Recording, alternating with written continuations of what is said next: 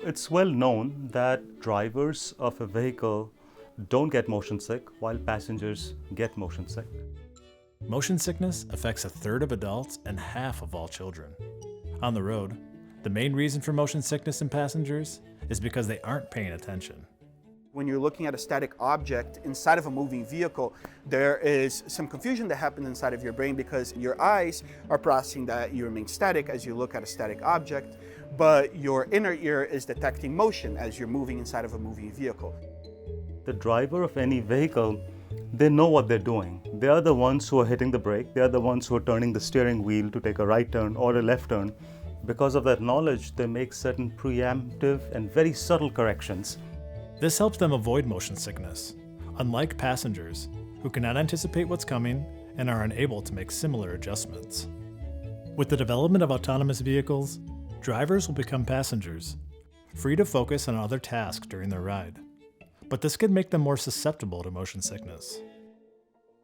Over the past 5 years, Michigan engineering researchers in the Precision Systems Design Lab have developed innovative technologies that can reduce the effects of motion sickness.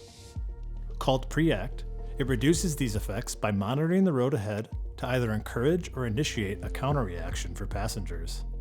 It's to inform the person about what is about to happen to their body and prevent their brain from tripping up and experiencing motion sickness.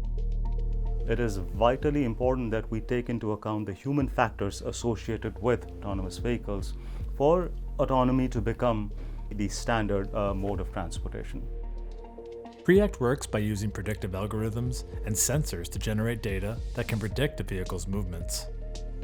Once we make these predictions, we can determine what active correction do we want to do to provide the passenger with the best comfortable experience. In one implementation, the seat cushion can have embedded haptic motors, the kind of motors that buzz in your cell phones to give you a notification. So for example, if the car is about to make a left turn, we can vibrate the seat on the left. That allows the passenger to anticipate the vehicle maneuvers and even take preemptive corrections themselves to counteract that vehicle motion. So they can, for example, tighten up their core muscles, or they can slightly lean into the turn. In another implementation, the seat itself can have very gentle tip-tilt motion capabilities. Instead of providing the cue to the passenger to let them know what to do, the active seat makes the corrections for the passengers themselves. So the active seat will tilt the person to the left if the vehicle is about to make a left turn. And it does so slightly before that event happens to provide that preemptive correction that we talked about. So every human-driven vehicle that has a passenger, a non-driving passenger, can benefit from this technology right now.